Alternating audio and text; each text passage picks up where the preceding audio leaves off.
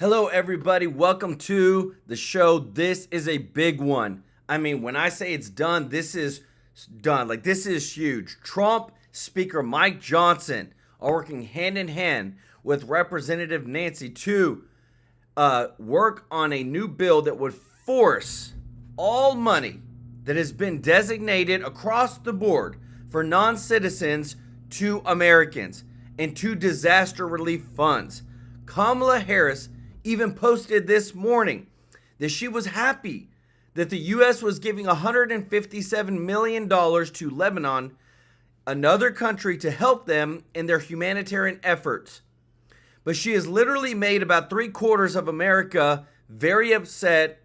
Everyone is just wondering what is going on in the Biden-Harris administration's mind. They're literally stepping over Americans to help others with our own taxpayer dollars. So Trump, Mike Johnson are all working on this big time to push this forward before the election. What they want to show is, in their words, is that we are going to put Americans first. We are going to make sure that the American people are taken care of, not other countries, not other migrants. This is a big one. I love it. I appreciate the America First mentality, and just want to say thank you to everybody that is watching. If you're not subscribed, please consider hitting that subscribe button. And if you don't mind, click the thumbs up like button. It really does help to grow the channel, and we appreciate it so much. And thank you to everybody that is donated to this channel through a super chat or being a member of the channel, because we're taking that money this month and we're donating it to the hurricane victims. People have lost everything, and this is where we come together to support them and do good with this channel. We appreciate everybody so much, and just want to continue to say we are here to serve you. And right away, Linda at Jump, thank you so much for joining the True Life News family. But we got some big news today. Check this out. Victims left in the wake of that. Hundreds still missing. We don't even know their fate at this point. You've been to Georgia, Florida. You have plans to go to North Carolina as well. What are you seeing, and what do you make of the local, state, and Fed responses? Well, I would just tell you at the federal level, this has been a massive failure. And you could just ask the people there on the ground. I have been there. I was in Georgia. I was in Florida, where Hurricane Helene made landfall. They're on the coast. And then we'll be going to the hardest hit parts of North Carolina on Wednesday of this week. When you talk to the people who are directly affected, they will tell you that this has been an abject failure. FEMA has lost sight of its core mission, I think, in so many cases. And the administration has not shown that they were prepared for this this eventuality and this terrible disaster. The thing about hurricanes, Shannon, is that we know that they're coming well in advance. You know, they had more than a week's notice of this, and yet we still have people who have not been served and even rescued in North Carolina. It is a heartbreaking, tragic, and infuriating situation to have the federal government fail as they have. Well, and we've got now the storm Milton that's being tracked in the Florida Gulf. May land there as a Category 3 later this week. So DHS Secretary Emeritus has said they don't have money to get through what they need for the rest of this hurricane season. We've heard similar statements from the Secretary of Transportation. President Biden has said more money is needed. He actually sent a letter to congressional leaders on Friday night, including you. And he said specifically the Small Business Administration is in real trouble. Here's what he says. I warned the Congress of this potential shortfall even before Hurricane Helene landed on America's shores. I requested more funding for SBA multiple times over the past several months. And most recently, my administration underscored that request as you prepared a continuing resolution to fund the government. Will you call Congress back before the election? Do you need to? Look, we'll be back in session immediately after the election. That's 30 days from now. The thing about these hurricanes and disasters of this magnitude is that it takes a while to calculate the actual damages, and the states are going to need some time to do that. I'm from Louisiana. We're a hurricane-prone state. We're experts at disaster recovery. We've done this.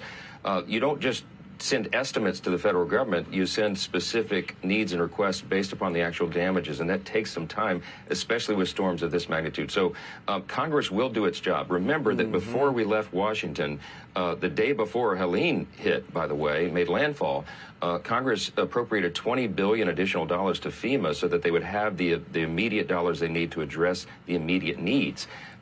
then after that, Congress always takes the due approach of providing what is necessary. Congress will provide. We will help the people in these disaster-prone areas. It's an appropriate role for the federal government, and you'll have bipartisan support for that. And it'll all happen in due time, and we'll get that job done. There shouldn't be any concern about that at all. And one of the things I want to show you in just a moment is that when he says they given $20 billion to FEMA, what FEMA is doing, and this is just the entire Biden-Harris administration, is that they're using these agencies like FEMA to then go and give to non-citizens or migrants. And what they're saying is that FEMA is federal emergency, is supposed to be for emergencies, right? But the thing is that they're twisting the way that the agencies run in order to serve their purpose, to get more voters and to get people into the country through a different way that bypasses the normal migrant process. And I'm going to show you that in just a moment. But that's the problem that we've got, and that's why they're pushing on this new thing where I'm going to show you in just a moment. They got a new bill that they want to force every single non-citizen or migrant funding go back to Americans. There is with some of these agencies. So is the conflict or confusion about the fact that we're not doing things in regular order? There are continuing resolutions. This is going to land December 20th, right before the holidays. And there are a number of agencies that are all fighting for a piece of the pie who say they can't have stability and count on what they need because this is the way we're funding the government piecemeal. Yeah, continuing resolutions are no way to fund the government, and I sure wish that we didn't have to do that, but they need to call Chuck Schumer in the Senate. The Democrat-led Senate literally did not pass one appropriations bill this cycle. They didn't put one bill on the floor. They didn't even try. So Chuck Schumer put us in the position, the House did. We passed appropriations bills. We got all of ours through committee, over 72% of the federal funding done from the floor. And then the process stopped because the Senate wasn't engaging. You can't have two chambers negotiate the final spending bills if one chamber is not engaging at all, and that's the problem. So we were put in the CR situation once again, but we will meet our obligations. Congress will do it, and I trust when we get back, both chambers will work in earnest to get that job done. Before we leave the issue of Hurricane Helene, there's been a lot of pushback from the federal government, from federal agencies, saying that Republicans are out there spreading misinformation about FEMA funding and how it's been used for people who have come here as migrants, many of them illegally, millions of them, versus how the money is spent for disasters. White House Press Secretary Karine Jean-Pierre said this on Friday about conflating the two pools of funding. I mean, it's just categorically false. It is not true. It is a false statement. FEMA also calls this out as a rumor on their website and adds this: FEMA's disaster response efforts and individual assistance is funded through the Disaster Relief Fund, which is a dedicated fund for disaster efforts. Disaster Relief Fund money has not been diverted to other non-disaster related efforts. So what's your understanding with how FEMA money has been allocated and is spent with regard to both the border and the hurricane? I want to show you this real quick, and I do want to say real quick, Mr. Tracy J. Norby, thank you so much for the super chat, as well as Alex Fox. Show them some love in the chat. Mr. Tracy J. Norby said this will be one of the most important elections since JFK. There's been no other greater leader than we've had in Donald J. Trump. The damages the Biden-Harris has done has taken the U.S. down a dark period in our lifetime. Take our money back and use it for hurricane folks. 100%. Show Alex and Mr. Norby some love in the chat, everybody, because they may say this and FEMA may say this, but what they're doing is that they're categorizing that non-migrants are in a disaster. That's why there's this. This is straight from FEMA. So they're going to say one thing, and they're going to say it on the White House press briefing. Oh, we've never diverted the funds. This is literally snapshots from their website. This is how they gaslight you and they lie. Look at the very top left. $380 million to communities receiving migrants. $110 million to emergency food. $77 million to funding for, this is at different times, communities receiving migrants. Politico, $104.6 million for asylum seekers. Look at that, the bottom right. $300 million in direct funding to communities receiving migrants, $340 million for new competitive awards. So whenever they say something, that's why we bring the truth and we fact check, because they can say all they want, but the data doesn't lie. And what their website is shown before in the past, we have snapshots, and that's how we're able to show the truth of what's really going on. The streams of funding are different. That is not an untrue statement, of course. But the problem is what the American people see and what they're frustrated by is that FEMA should be involved. They're the Federal Emergency Management Association. Their mission is to help people in times like this of natural disaster, not to be engaged in using any pool of funding from any account for resettling illegal aliens who have come across the border. That's what the Biden administration, Kamala Harris, and Secretary Mayorkas have been engaged in, this program. And they have spent precious treasure of the American people and taxpayers to do just that. When you see illegals in your local airport and you see them being transported around the country with planes, trains, and automobiles to every community everywhere, every state's a border state now because of that, that's the NGOs, the non-governmental organizations mostly, that are transporting those people around, and then they send the receipts to the federal government. And Biden, Harris, and Mayorkas gleefully pay those receipts because they opened the border intentionally. The American people are disgusted by this. They're fed up with it, and so are Republicans in Congress. And it'll stop after November 5th, because we're going to have unified government with the Republicans in charge, and we will bring sanity back to this situation. All right, we will see. People are well underway voting in dozens of states at this point. I want to ask you about this. One of your GOP colleagues, Matt Rosendale, in the House said yesterday, I believe it was, that there is a possibility of using money that's earmarked for Ukraine. He said there's a way that Congress can reroute that to hurricane victims. Is that accurate, and is that something Congress would consider doing? I didn't see that statement. I'm not sure what Matt's referring to there. But look, I'll tell you that we are going to meet the obligations of the American people. It is the #1 priority. When we say America first, that's what that means. We take care of our own household before we take care of the neighborhood.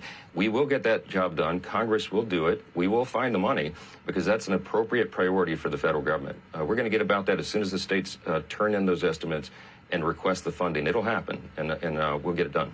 All right, Mr. Speaker. Let me tell you this, that it really bothers me that you have Kamala Harris, who literally posts this on, look at the bottom, down at the very bottom, you can see it was just yesterday in the afternoon that she posts this. The people of Lebanon are facing an increasingly dire humanitarian situation. Really, I don't doubt that. I am concerned about the security and well-being of civilians suffering in Lebanon. Really? I wonder how you feel about American citizens. And we'll continue working to help meet the needs of all civilians there. To that end, the United States will provide nearly $157 million in additional, keyword, additional assistance to the people of Lebanon for essential needs such as food, shelter, water protection, sanitation. Are y'all as blown out of your mind as I am?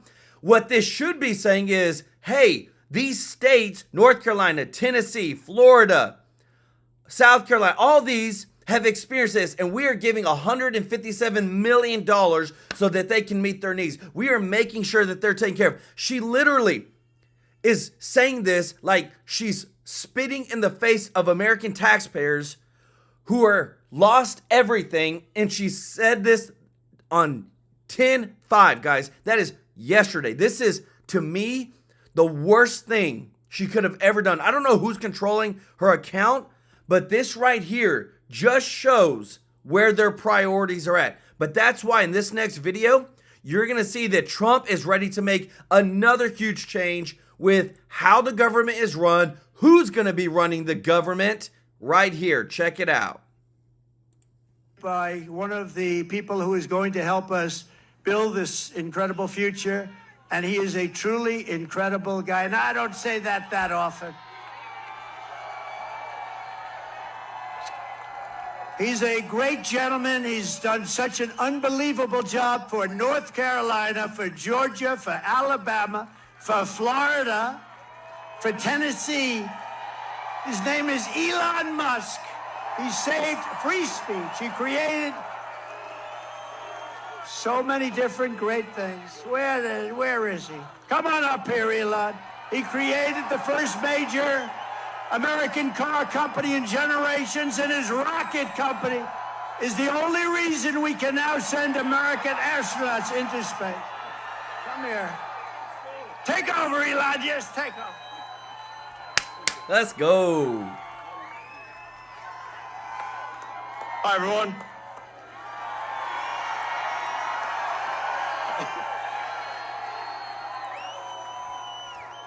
As you can see, I'm not just MAGA, I'm dark MAGA. Well, first of all, I want to say what an honor it is to be here. And, you know, the true test of someone's character is how they behave under fire. And we had one president who couldn't climb a flight of stairs, and another who was fist pumping after getting shot. Fight, fight, fight! Blood coming down the face. Now, America is the home of the brave. And there's no truer test than courage under fire. So who do you want representing America? Yeah, absolutely. And I think this election, I think it's the most important election of our lifetime. This is no ordinary election. The other side wants to take away your freedom of speech. They want to take away your right to bear arms. They want to take away your right to vote effectively. You got 14 states now that don't require voter ID. California, where I used to live. And I just want to say, too, out of those 14 states, they require no voter ID whatsoever. So anybody can just walk up and vote and take a signature. And you want to know something else? Those 14 states are blue. They are Democrat, and they've been Democrat for a long, long time. And you can read between the lines on that. Is just passed a law banning voter ID for voting. I still can't believe that's real. So how are you supposed to have a proper election if there's no ID? It's just meaningless. And free speech is the bedrock of democracy. And if people don't know what's going on, if they don't know the truth, how can you make an informed vote? You must have free speech in order to have democracy. That's why it's the First Amendment. And the Second Amendment is there to ensure that we have the First Amendment.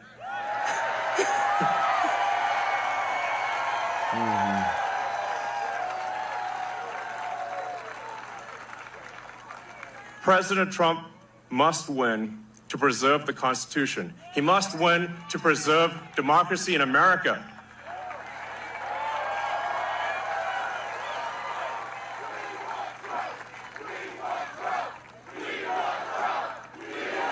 Yes. Let's go.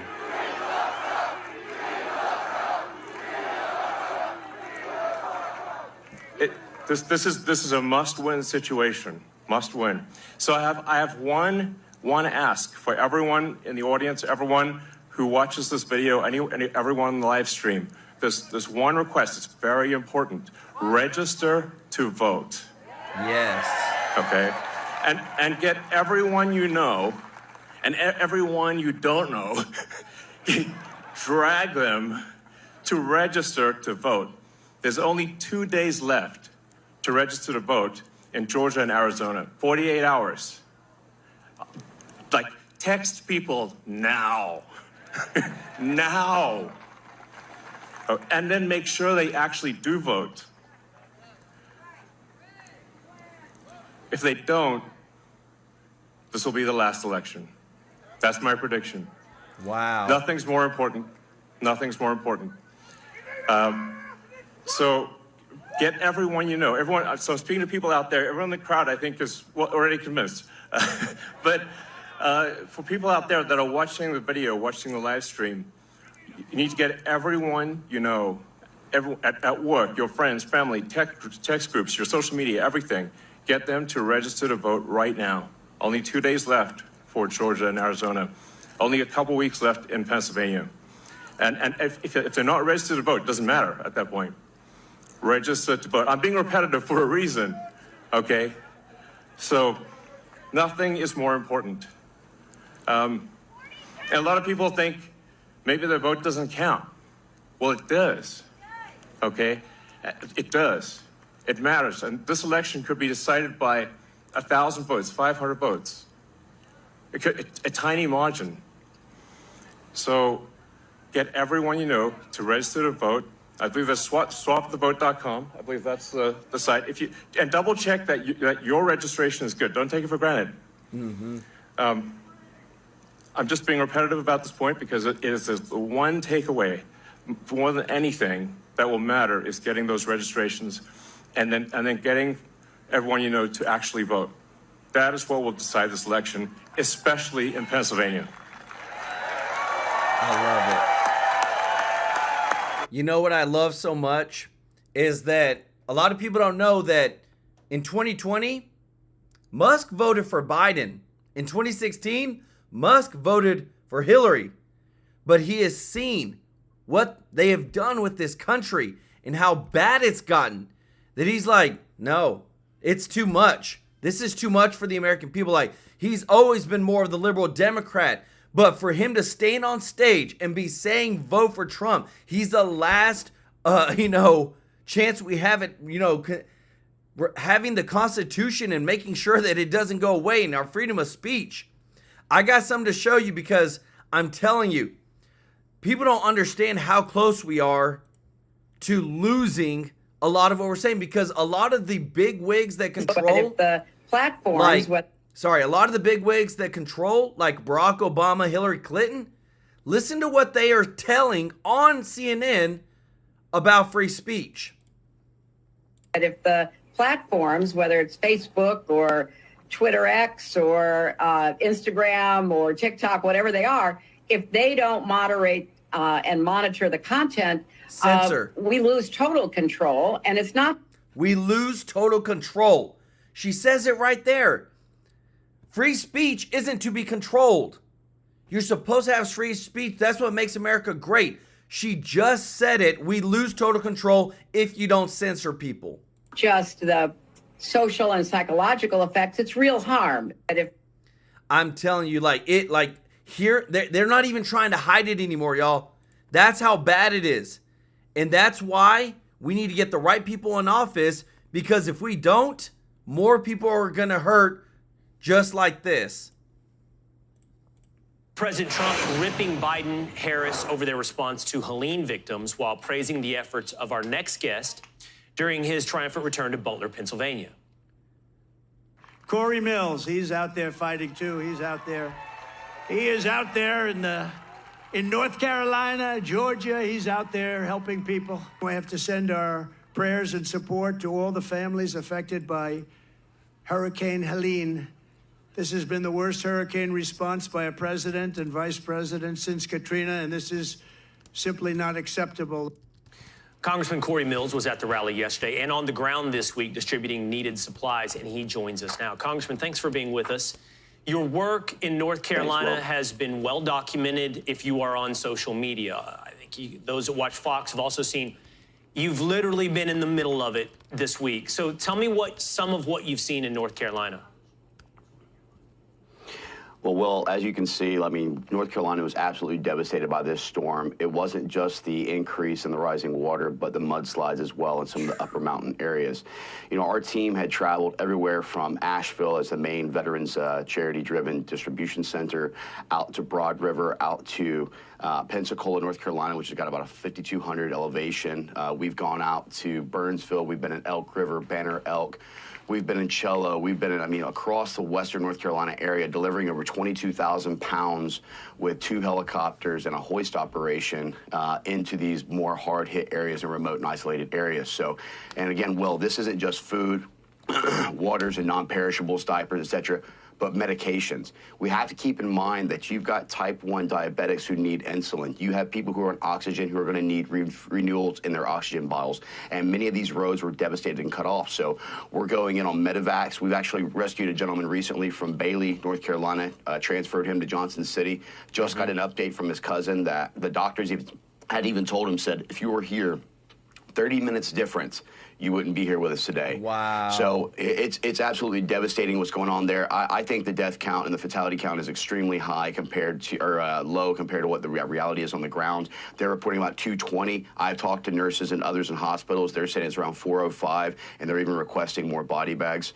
Right now, after we've gotten outside of that window, we're going to go from what was a rescue to recovery at this point. And I talked to Chief Harrison in Pensacola, North Carolina, who watched 2 of his residents go down the river that he was unable to recover the bodies. He said, we're going to actually be recovering bodies throughout the end of the year.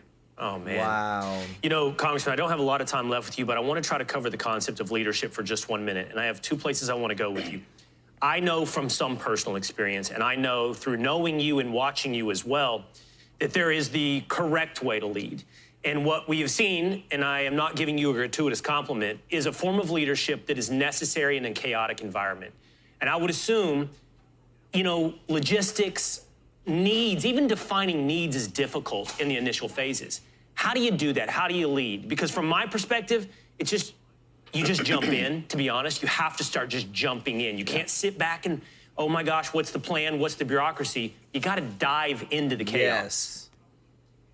Leaders get on the ground and they figure it out. They start getting to the actual problems and they actually start finding solutions. You work your A through Z, you work your tertiary plans, you start getting communication networks together, you start looking at other organizations. Look, you know this all too well. You've been covering me for a while, Will, whether it's Afghanistan in 2021, Israel in 2023, Haiti in 2024, or now North Carolina, and then hopefully, not too badly, Florida. I've been at the crux of every single one of these because I believe that as an elected official, we have to do more to represent the people and be there for them. And I don't see that whether it's through the GOP or the Democrat Party. The federal government needs to step up and the state government needs to step up and help the people. So last question, because I'm over time, Congressman, but I want to take your form of leadership, your example of leadership, and just apply it to how it's failing the people in North Carolina. Is it because it's fat, bloated, and incompetent that it can't dive in and do what we just described, or is it because they don't have the right priorities? I think there's an unwillingness. I think there's a wrong priority list where they're prioritizing DEI or meritocracy and get things on the ground. I think if you look at FEMA, for example, they allocated money for immigration resettlement, not for national disaster relief and rescue and recovery. And so I think that we have to go ahead in this next administration and change how things are being done in the federal government and start serving we the people and get back to an America First agenda. I appreciate that. I appreciate you and what you're doing, Congress. We, the people, are the ones who literally pay the taxes. We're the ones who give them the money. But for some odd reason, you got Kamala Harris who literally posts, yeah, we're going to give $157 million to overseas country, but yet wants to give a measly $750 to those that just lost everything in this hurricane. And then on top of it too, she just did a huge interview with 60 Minutes. And the 60 Minutes moderator asked her, what about Netanyahu? What's going on with that? This cannot be our president. When you hear a response, it is bad. Mr. Tracy J. Norby with the other super chat. He said, just like I've always said, Joel, these Democrats crave power and control. They do. They've tasted it and their mouths are foaming to do what it takes to stay in control over us Americans. My goodness, think of how sick they've been doing and running our country into the ground. I 100% agree. Everybody show Mr. Norby some love in the chat. They've 100% have had gotten a certain control, censorship. They did it with Facebook. They forced the CEO of Facebook to censor in the last election. Thank God we have X. Thank God the Mark Zuckerberg came out and said, I'm not doing that anymore. They always want to have control over the narrative and not let people get the truth. But look at the potential next president of the United States. Watch this. But it seems that Prime Minister Netanyahu is not listening. Well, Bill, the work that we have done has resulted in a number of movements in that region by Israel that were very much prompted by or a result of many things, including our advocacy for what needs to happen in the regions. Did y'all just hear that? She didn't say anything. If it's crazy because like I can't imagine like what's going on in her mind, but literally nothing.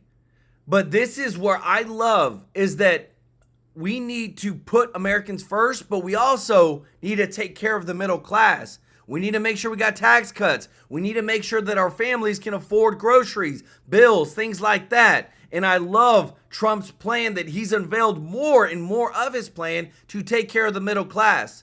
Check it out. Get jobs back to America through the, quote, art of the tariff. If you put tariffs on those companies, you wouldn't have them leaving our country. They're leaving us, going to Mexico, right across the border, building a plant and selling things back into our country. You can't let them do that. That's what tariffs are for. You put tariffs on, they won't be doing that. And it's like not complicated. It's really simple. So how does that work, and what does it mean for your wallet? Trump economic advisor Stephen Moore joins us now to break it all down. Stephen, I'm glad to have you on the show this morning. Found this interview with Larry Kudlow fascinating from President Trump. Let's talk about tariffs. There are those that say, wow, that's a way that you create more inflation. That's the way you create economic adversaries. You restrict supply coming in, cheap supply, for example, from China. Tell me what would happen if we started to embrace the tariff. Well, let's go back to when Trump was president. You know, he was president for 4 years, Will, and he had an amazing record. By the way, I have this new book out, just came out, called The Trump Economic Miracle. I want everybody to get this because it lays out the case of what Trump did when he was president and the boom for the middle class and the very workers that Trump is talking about. So, by the way, the average family, Will, when Trump was president, saw a $5,500 real gain in their incomes, and that was true of virtually every single racial group. Under Biden and Harris so far, the average family has actually lost income, so they're poorer today. And one of the reasons for that is because a lot of these countries are stealing jobs. We're not creating jobs in the areas that we want. In fact, it's been government jobs that have been leading the way. We want fewer government. And this is the worst thing. All the jobs report that you've been seeing that have been coming out over the past year, they've created 1.2 million jobs from the jobs reports have gone to non-native born citizens. In other words, immigrants. Now, native born citizens have literally lost over 800,000 jobs in the past year. That's the facts, but that's why we need to get an America First president in office. Jobs, we want more jobs so people are making things here in America. And Trump is committed to that. And incidentally, I'm a free trade guy. I do believe in free trade, but I saw it firsthand, Will, in Trump's in his first term, that he used tariffs very strategically to get other countries to do things that are in America's national security and economic security interests. Meanwhile, we got a pansy in the White House today that refuses to stand up to these other countries. So I want to understand that because, like yourself, Stephen, much of the right has been for decades pure free trade, that it creates cheaper, better consumer products. I don't know about better, but cheaper consumer products for Americans. But you talked about strategic targeted tariffs. So give me an example of that. Like how would that be used in a way to bring jobs back on shore here in America without raising prices of goods? Well, let's take the biggest adversary of the United States, a country that cheats and steals and is an economic threat to the United States, and that is, of course, China. And that they're the biggest, you know, by the way, Mexico is our biggest trading partner, but China is our second largest one, and they are taking advantage of the United States. As Trump would say, they're laughing behind our back. I saw firsthand so many times. I'll give you just one example with the Europeans. Remember, the Europeans would not pay their NATO dues. Remember that, Will? They refused to pay what they had promised. And Trump went to them and said, look, if you're not going to pay your NATO dues, I'm going to slap you with a 30% tariff. And guess what? They paid up. Same thing. I saw it in Mexico, where the Mexicans told Trump, well, we're not going to help on the border situation. And Trump said, if you don't help, we're going to hit you with a 40% tariff. And guess what? They did it. So he uses this is a guy who puts America first, and he puts Yes. American workers first. I guarantee you when he wins, we're going to get those jobs back in the United States, and they're high-paying jobs. We're not going to see Americans losing income like they have under Biden. So it just seems to me in the end, Stephen, that it's less about, the theoretical academic debate of a broad spread embrace of free trade or a broad spread embrace of tariffs. It's more looking for asymmetric relationships, asymmetric scenarios, and using the tariff to bring back a balance of strategic interest to the United States in those unfair circumstances, China, or as you point out with the NATO. I got to leave it there, Stephen. I'm sorry, I'm tight on time. Let me tell you this. I love hearing America first. I love whenever the president say that. When is the last time you ever heard either, who was it, Kamala, or you heard Biden ever say America first? They don't. That's literally the worst part about it. They never say America first, and just like you saw in Kamala Harris's tweet or her post, all these things, they continue to step over Americans, and they give amnesty to what they want to be future local voters. Because I'm telling you this, everybody's looking to Mayorkas. Mayorkas is over what? Over FEMA, over all these things, over the immigration. And when it comes to him saying we're going to run out of money, when it comes to him saying that we're not going to be able to take care of American citizens, but then you literally have his bosses posting that we're giving hundreds of millions of dollars away to other countries. What the heck is going on? Why do they keep doing this with the American taxpayer dollars? They need to be held accountable, and they need to be held accountable with our votes. Because this problem that they've done of letting over 10 plus million immigrants into the country, we're going to be facing this issue for a long, long time. Because it took them 4 years to do it. How many years is it going to take for us to clean it up? Check this out. Jackie, for more on this, we're joined now by former acting DHS Deputy Secretary and Senior Fellow at the Center for Renewing America, Ken Cuccinelli. Ken, I want to get into the chaos at the border, but first, you were the acting Deputy Director at DHS. Now, what is your reaction to hearing Mayorkas saying, we're out of money, we need more money? Look, in the Trump administration, it's called reprogramming. Reprogram money within the Department of Homeland Security, and there are conditions to it.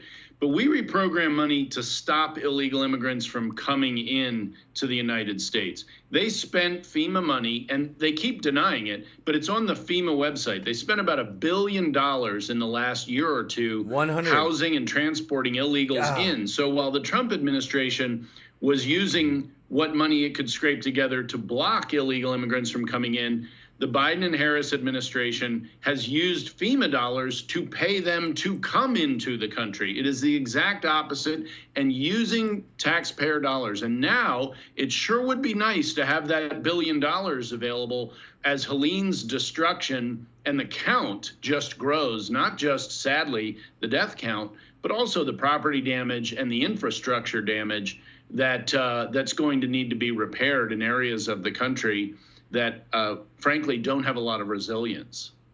Yeah, this is the devastation unimaginable. I want to just shift gears a little bit, though, and stay now on the border chaos, because I was reporting this week on a number of bombshell reports, the latest one out of the House Judiciary Committee that reports CBP has encountered more than 1.7 million special interest aliens. These are from countries like Iran, Iraq, Afghanistan, Libya, Syria, with significant ties to terrorism. Your reaction?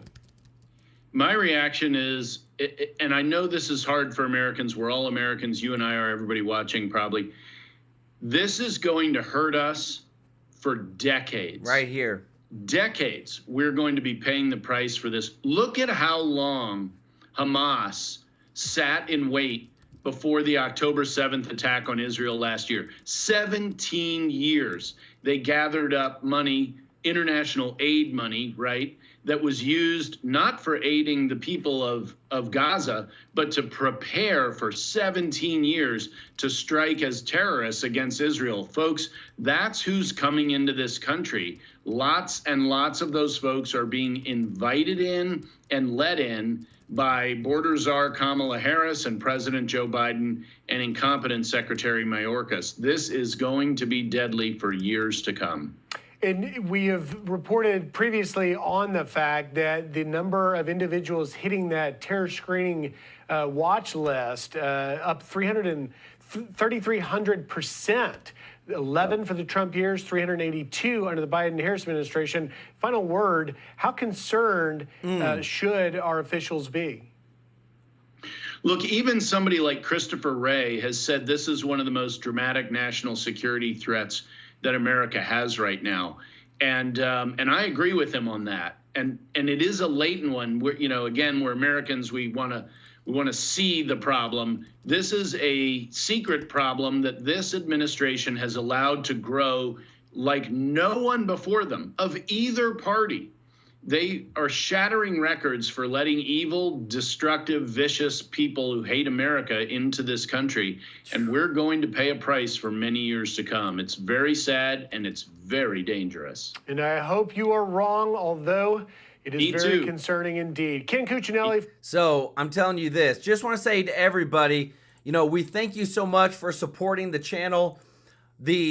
Whether you're able to give a super chat or not, whether you're able, we appreciate everybody that just watches, that likes the videos, that subscribes to our channel. We understand that some people can do more, some people can't, and that's okay. Like, we're here to support and serve everybody.